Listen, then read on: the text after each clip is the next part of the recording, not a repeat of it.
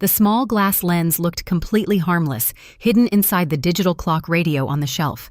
It was no larger than a tiny bead of sweat, sitting perfectly still in the shadows of the master bedroom. But that tiny glass lens was currently recording the exact moment my entire world fell apart. I stood outside the heavy mahogany door, my breath catching in my throat, my fingers trembling so violently I could barely hold my car keys. Through the thin gap in the doorframe, I could hear two voices whispering inside. One belonged to my brother Julian, the smooth-talking, sharp-suited golden boy of our family. The other belonged to Mr. Vance, the slick corporate attorney we had hired to manage our late father's multi-million-dollar logistics estate. "Is the digital copy completely gone, Julian?" the lawyer asked, his voice low, sharp, and businesslike. "I shredded the physical master contract this morning, and I personally wiped the server backups from his laptop," Julian replied with a short, arrogant chuckle that chilled me to my very marrow. As far as the probate court is concerned, our dear sister Clara was just an ordinary employee working for a basic hourly wage.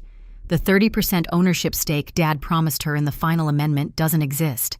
By tomorrow afternoon, the judge will sign the full inheritance over to me, and Clara won't have enough money left to pay her rent.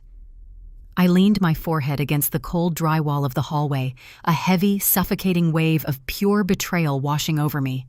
Tears of absolute shock and anger blurred my vision. For 10 long years, I had been the operational backbone of our father's shipping company. While Julian was out on the golf course or spending company cash on luxury vacations in Europe, I was in the warehouse at 4 a.m., managing tracking logs, dealing with demanding clients, and keeping the trucks moving. Dad knew it. On his hospital bed, he had looked me in the eyes, held my hand, and promised me that my hard work would be recognized. He had signed a legal corporate amendment giving me my rightful share. But Julian didn't see a sister who had sacrificed her entire youth to save the family business. He saw an obstacle. He saw an inconvenient line item that stood between him and total, undisputed control of a $15 million empire. I took a slow, deep breath, forcing the frantic panic out of my chest and replacing it with an icy, dangerous calm. They thought I was just a quiet, grieving girl who would break down and cry when the court handed them everything. They had no idea that 3 days ago, noticing that my father's original office safe had been subtly tampered with, I had quietly placed a high-definition, motion-activated hidden camera on the shelf. I reached into my pocket, pulled out my smartphone, and opened the private monitoring app. The video stream was flawless. Julian's face was perfectly clear, illuminated by the bright desk lamp as he smiled and tucked my father's stolen backup drive into his leather briefcase. My phone vibrated in my palm. It was a formal calendar notification for the final probate clearance hearing scheduled for the next morning at 9 a.m. I stared at the screen, a slow smile spreading across my lips, despite the tears still drying on my face. Julian wanted to play a high-stakes game of deception in front of a federal judge. He wanted to wipe me out of our family history completely. I slid my phone back into my pocket, turned around silently, and walked out into the dark night. The trap was officially set, and my brother was about to walk straight into the light. To truly understand how my own flesh and blood could look me in the eye and try to leave me penniless, you have to look back to the day our father built the foundation of Miller Logistics. My father, Arthur Miller, was a self-made man who started with a single-used delivery truck and a small metal desk in a rented garage. He was a man of immense discipline, rough-edged but fundamentally fair. He raised Julian and me alone after our mother passed away when we were just children. But from the very beginning, the rules in our household were vastly different for the two of us. Julian was the firstborn, the golden prince who possessed a natural, effortless charm that could talk anyone out of anything. He was handsome, charismatic, and incredibly skilled at taking credit for other people's efforts. Whenever Julian broke a window or ran up a massive bill on my father's credit card, he would simply flash a bright smile, make up a brilliant excuse, and my father would laugh it off, calling him a born salesman. I, on the other hand, was the quiet workhorse. I inherited my father's obsession with details, logistics, and organizational precision. While Julian was attending high society parties and networking at expensive country clubs, I spent my teenage summers sitting next to my dad in the front seat of a freight truck, learning how to calculate fuel efficiency, optimize delivery routes, and manage corporate tax structures. "Clara, your brother is the face of this family," my father would often tell me on those long night drives, his eyes fixed on the highway ahead. "He knows how to shake hands and close a deal. But you are the engine that keeps the wheels turning. A car can look beautiful on the outside, but without a powerful engine, it's just a piece of heavy metal sitting in a driveway. Remember that." I took those words to heart. When I graduated from college with a degree in business administration, I didn't look for a high-paying corporate job in the city. I went straight back to the dusty, noisy industrial park where Miller Logistics was headquartered. The company was struggling at the time. Fuel costs were skyrocketing, and our old filing systems were a chaotic mess of paper receipts and lost invoices. For 5 years, I practically lived at the office. I modernized our entire digital infrastructure, designed a custom tracking software that cut client delivery delays by 40%, and personally secured a $3 million contract with a national retail distributor. I worked 80-hour weeks, survived on cold coffee, and didn't take a single vacation day for half a decade. And where was Julian during this entire operational resurrection? He had been given the title of Vice President of Public Relations, an expensive executive position my father created just to give him a steady salary.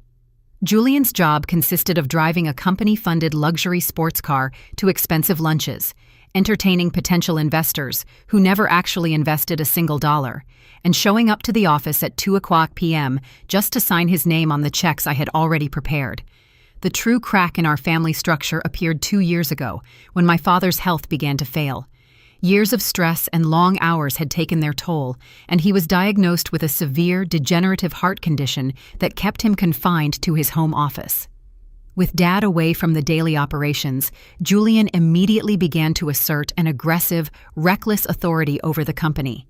He started pressuring our father to sell our main fleet of trucks to an out-of-state investment syndicate, wanting to liquidate our physical assets for a quick, massive cash payout so he could fund a high-risk tech startup his country club friends had pitched to him.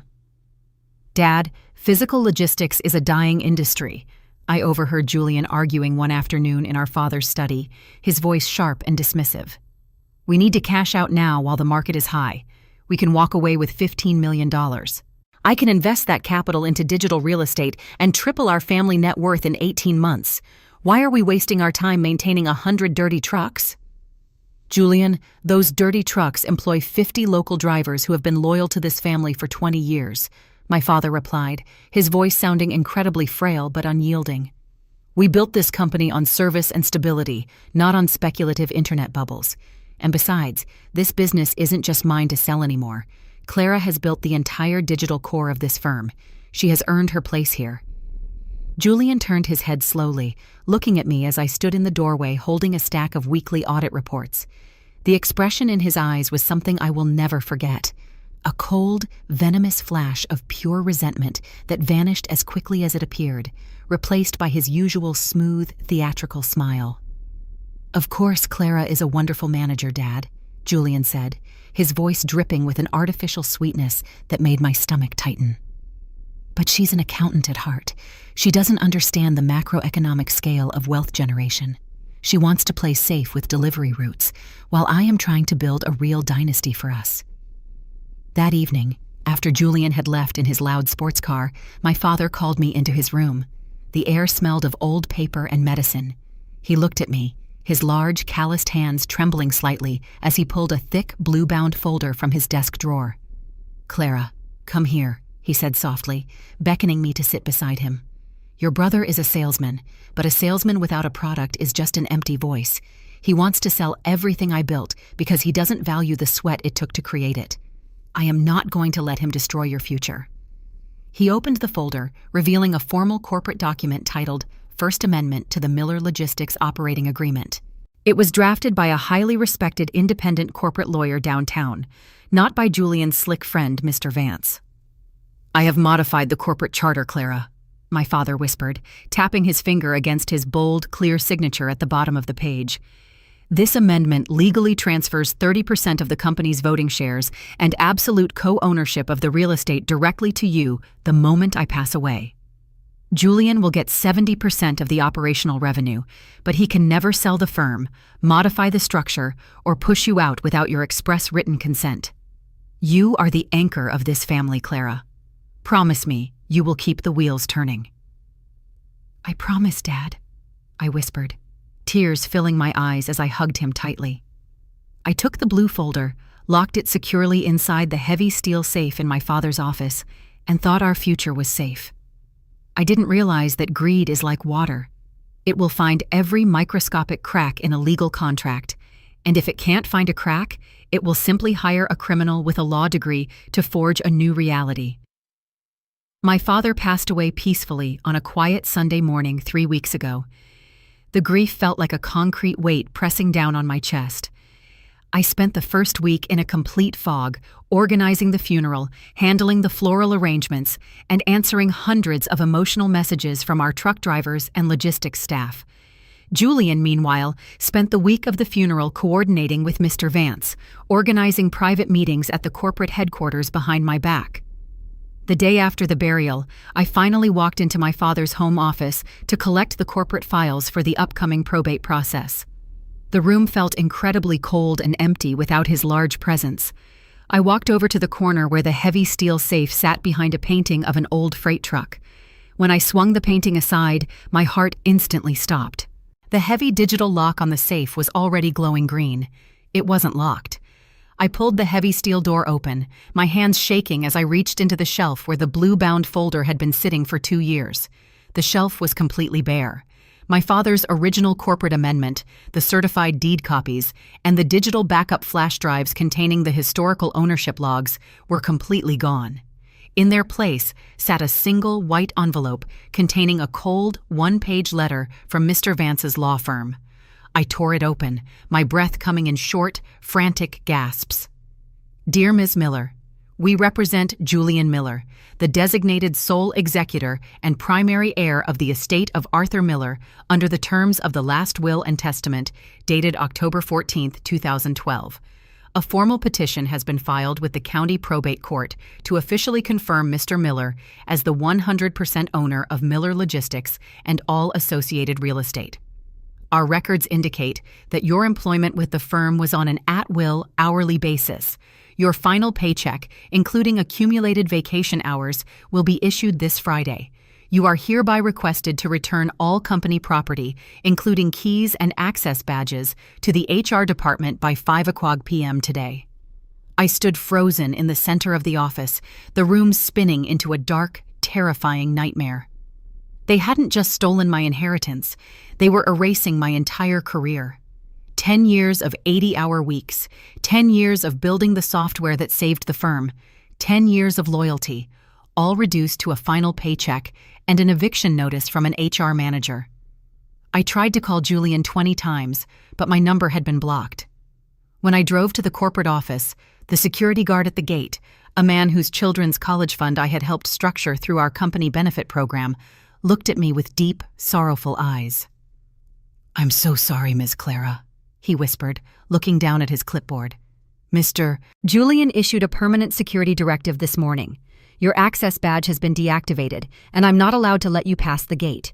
He said if you try to enter the building, we have to call the police for trespassing." I sat in my car outside the corporate gate, looking up at the large blue logo of Miller Logistics emblazoned across the side of the warehouse. The humiliation burned like physical fire in my throat. Julian believed that because he had the slick lawyer, the executive title, and the physical control of the paperwork, he had won the war before it even began. He thought I would fall into deep despair, accept a small cash settlement, and disappear into the shadows. What he didn't realize was that an accountant doesn't just look at the papers on top of the desk. An accountant tracks every digital footprint left in the dark.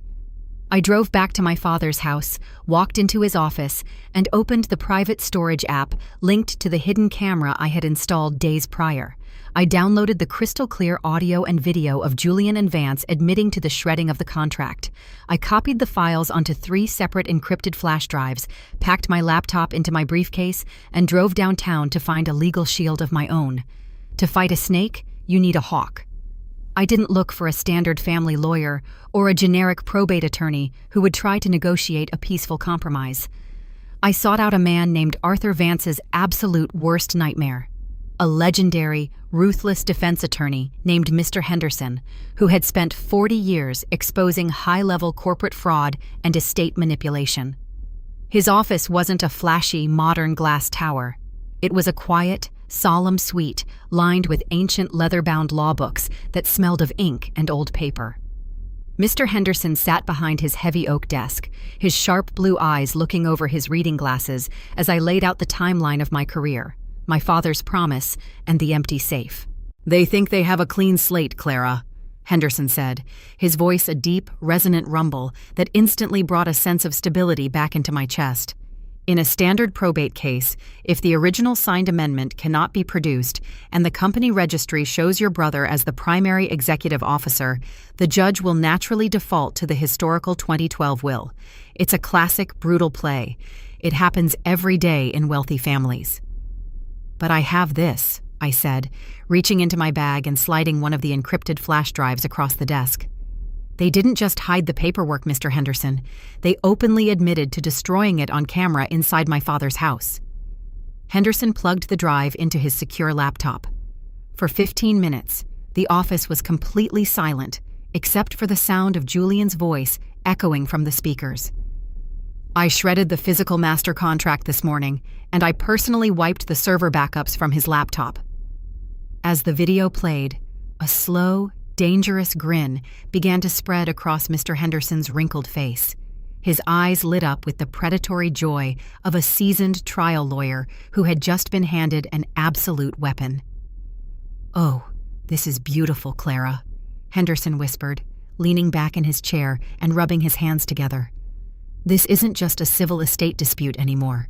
This is a deliberate, premeditated conspiracy to commit spoliation of evidence, perjury, and grand-scale corporate fraud. Julian and his attorney, Mr. Vance, believe they are walking into Judge Sterling's courtroom tomorrow morning to sign a simple, uncontested asset distribution. They think you are going to show up with a small-time lawyer, begging for a tiny severance package." "What are we going to do?" I asked, my heart pounding with excitement. "We are going to give them exactly what they expect, right up until the very last second," Henderson said, his voice dropping into a low, strategic register. "We aren't going to file this video in the pretrial discovery logs. Because this is a high-level fraud allegation, we have the legal right to introduce this as immediate impeachment evidence the moment your brother takes the witness stand and swears under oath that no such amendment ever existed. We are going to let him lie, Clara. We are going to let him build a massive mountain of perjury under the watchful eyes of the judge. And then, we are going to press play and watch his entire world turn to absolute ash." For the next 12 hours, I didn't make a sound. I didn't reply to the threatening texts Julian sent me from an unblocked burner number, telling me to save my dignity and skip the hearing. I didn't call any of our company drivers, and I didn't attempt to contact the office. I stayed in a small, quiet hotel room downtown, reviewing our logistics company's digital server architecture. As the former head of operations, I knew that even though Julian had wiped the local server backups from my father's laptop, he didn't understand how our custom tracking software actually functioned. Every time a corporate file was modified or deleted, an automated, encrypted metadata log was generated and mirrored onto a secure cloud server managed by an independent third-party provider in Chicago, an account that was registered solely under my private professional developer credentials. I logged into the secure portal and began extracting the system modification history from the afternoon of my father's passing. The digital footprints were completely damning. At exactly 2:14 p.m. on the Tuesday after the funeral, Julian's personal administrator login credentials had been used to access the legal archive folder. The log showed a file titled Miller Logistics Amendment 30%, PDF being manually dragged into the digital deletion bin, followed by a permanent server override command. He hadn't just been sloppy. He had left a bright, neon-lit trail of breadcrumbs directly to his own hands. He truly believed that because he had physical possession of the office keys, the digital universe would bend to his will. At 11:30 p.m., my phone rang. It was an automated voice message from the probate court clerk, reminding me that case number 412A, the estate of Arthur Miller, was officially locked onto the docket for the next morning. I stood by the window of my hotel room, looking out at the city lights reflecting off the wet pavement below. I felt a sudden, profound wave of sadness. This was the boy I grew up with. This was the brother I had protected when he failed his college exams, the brother whose car notes I had paid when he spent his entire allowance at the casino. He had completely cast aside 28 years of shared history for a stack of corporate stock certificates. He wanted a war based on arrogance and greed, and I was going to ensure he received a lesson in absolute reality that he would never forget. Thursday morning arrived with a thick, heavy fog that rolled through the city streets, blanketing the massive granite pillars of the county courthouse in a solemn, cold mist. Courtroom 3B was a grand, high-ceilinged room filled with dark walnut paneling, heavy brass rail bars, and a large judicial bench made of polished black marble. The air inside felt thick, charged with the immense weight of legal history and absolute authority. Sitting at the petitioner's table on the right side of the center aisle was Julian. He looked completely immaculate, wearing a $3,000 tailored charcoal suit, his gold watch catching the light as he casually adjusted his silk tie. Beside him sat Mr. Vance, looking equally smug as he organized a neat, thin stack of estate folders on the table. They looked like two conquerors who had arrived merely to collect their formal crown when Mr. Henderson and I walked through the heavy double doors at the back of the room. Julian didn't even turn his head. He simply let out a short, quiet snicker, leaning over to whisper something into Vance's ear. They truly believed I had showed up with an old, retired trial lawyer just to make a pathetic, desperate play for a small cash settlement. At exactly 9 o'clock a.m., the side door opened, and Judge Margaret Sterling stepped onto the elevated bench. She was a legendary, sharp-witted woman with piercing gray eyes, a tight crown of silver hair, and a reputation for showing absolute zero tolerance for corporate games or family deception. She slammed her heavy wooden gavel down, and the loud crack echoed through the silent room like a rifle shot. "We are here today for the final probate resolution of Case 412A, the estate of Arthur Miller," Judge Sterling announced, her voice clear, mechanical, and entirely commanding. "The petitioner, Julian Miller, has requested the official validation of the 2012 Last Will and Testament and the total distribution of Miller Logistics assets. Mr. Vance, you may present your position." Mr. Vance stood up smoothly, buttoning his pristine suit jacket as he stepped to the center podium with absolute, unshakable confidence. "Thank you, Your Honor," Vance began, his voice filled with a practiced, dramatic tone of deep solemnity. "This is a simple, tragic, yet straightforward matter of estate execution. The late Arthur Miller built a magnificent company, and under his clear, legally undisputed 2012 will, he left his entire legacy to his son, Julian, to continue the family name. The respondent, Clara Miller, has made various informal claims regarding an alleged verbal promise of company ownership. However, despite extensive searches of the corporate safe, the corporate archives, and all digital records, no such document exists. Clara was simply an at-will employee, and while we sympathize with her grief, we ask this court to formally confirm Julian Miller as the sole heir, clear the corporate titles, and close this estate today." Judge Sterling reviewed the documents on her desk, making a brief note with her pen. She turned her sharp, piercing gaze toward our table. "Mr. Henderson, your client is requesting a full stay of asset distribution. Do you have any physical, documented evidence of a revised corporate structure? Because as it stands, the court only has the 2012 will to rely upon." Mr. Henderson stood up calmly, adjusting his spectacles as he walked over to the center podium. He didn't bring a stack of folders. He brought nothing but a single sheet of paper containing the digital metadata server logs. "Your Honor," Henderson began, his deep voice carrying an immense, echoing authority that instantly made the room feel smaller. We are not making an informal claim about a verbal promise.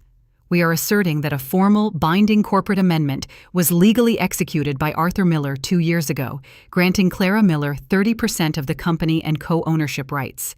And we are asserting that this document was explicitly stolen and destroyed by the petitioner exactly 4 days ago. Julian instantly stood up from his chair, his face twisting into a mask of theatrical, righteous outrage. "That is an absolute lie, Your Honor. This is an insult to my father's memory. I have been completely transparent with this court. My sister is simply bitter because she didn't get what she wanted." "Sit down, Mr. Miller," Judge Sterling snapped, her voice dropping into an icy warning register that made Julian instantly freeze and drop back into his seat. She turned back to Henderson. "Mr. Henderson, that is an incredibly severe allegation. To accuse an executor of spoliation of evidence and fraud requires absolute proof. Where is this alleged amendment?" "We cannot produce the physical paper copy, Your Honor," Henderson said clearly, looking over at Julian with a cold, terrifying smile. "Because, as I stated, it was shredded. However, before we introduce our secondary evidence, I would like to call the petitioner, Julian Miller, to the witness stand to state his position under oath." Mr. Vance leaned over, whispering quickly to Julian, before looking up at the judge. "Your Honor, my client has nothing to hide. He is perfectly willing to clarify the reality of this situation." Julian walked up to the elevated witness box, his posture confident, his head held high as he placed his hand on the legal Bible and swore to tell the absolute truth under penalty of perjury. He looked down at me from the box, his eyes flashing with a smug, triumphant look that clearly said, "You have nothing." Mr. Henderson walked slowly over to the witness stand, holding his hands behind his back. "Mr. Miller," Henderson began softly, "you have stated to this court, through your counsel, that you conducted a thorough search of your father's home office safe after his passing. Is that correct?" "Yes, that's correct," Julian replied smoothly, his voice sounding perfectly practiced for the microphone. "And you swear, under oath today, that you never saw, handled, or destroyed a blue-bound folder containing a corporate amendment granting your sister Clara a 30% share in Miller Logistics?"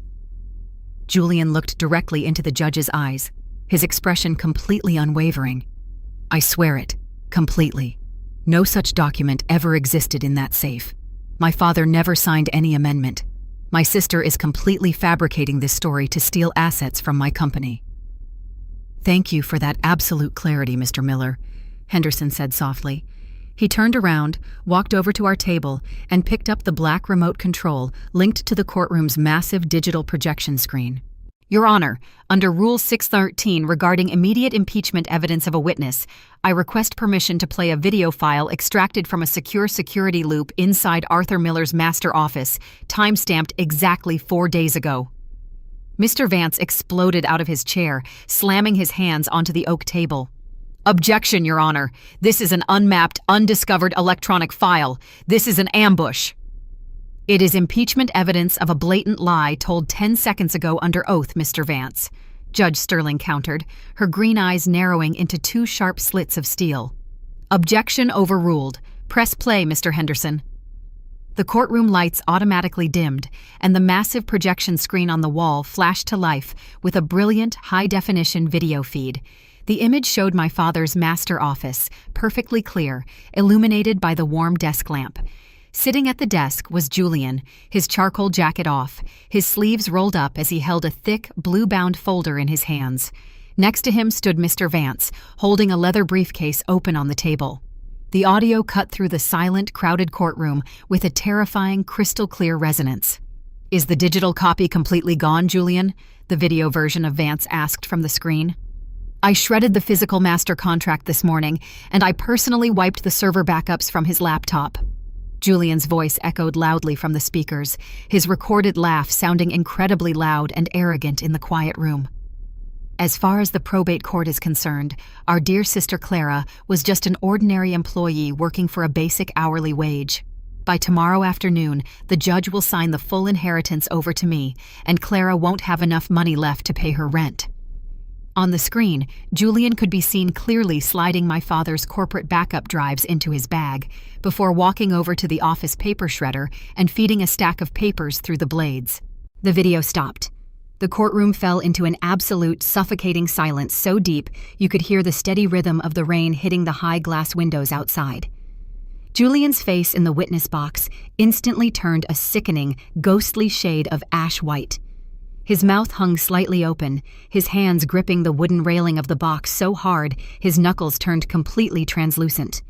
He looked down at his own attorney, but Mr. Vance had completely collapsed back into his chair, his face covered in a layer of cold sweat, his hands shaking as he frantically tried to slide his corporate files back into his briefcase. Judge Margaret Sterling slowly rose from her high black marble bench. The expression on her face wasn't just anger, it was an immense, terrifying judicial fury that made the entire room feel like it was vibrating. She looked down at Julian from her elevated position, her eyes burning like twin coals. "Mr. Miller," Judge Sterling said, her voice dropping into a low, deadly whisper that carried a terrifying weight.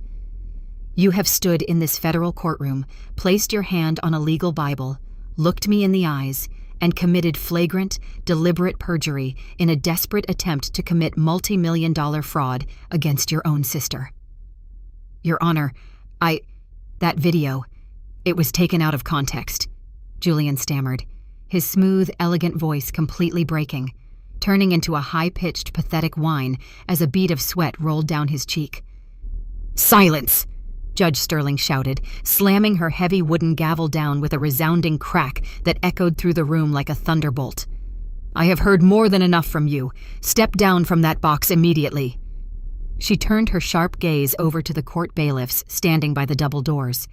"Bailiffs, take the petitioner, Julian Miller, into immediate administrative custody," Judge Sterling commanded, pointing her finger directly at my trembling brother. "He is to be held without bail pending a formal grand jury indictment for felony perjury, spoliation of evidence, and grand-scale estate fraud. Furthermore, Mr. Vance, you are ordered to remain in this room. Your actions on that video constitute an explicit criminal conspiracy to destroy evidence. I am forwarding this entire audiovisual file directly to the State Bar Association for the immediate, permanent revocation of your legal license, alongside a criminal referral to the district attorney's office." The two burly county sheriffs walked quickly up the center aisle, their heavy boots clicking against the hardwood floor. Before Julian could even reach for his tailored jacket, they pulled his arms behind his back, and the sharp click of steel handcuffs echoed through the room. They dragged him out through the side door, his head down, his expensive leather shoes scraping pathetically against the floorboards as he wept in complete, unadulterated terror. The storm of the legal battle cleared within 3 weeks. With Julian sitting in a county jail cell awaiting his formal criminal trial, and Mr. Vance officially suspended from practicing law, the probate court moved with an incredible, unbending speed.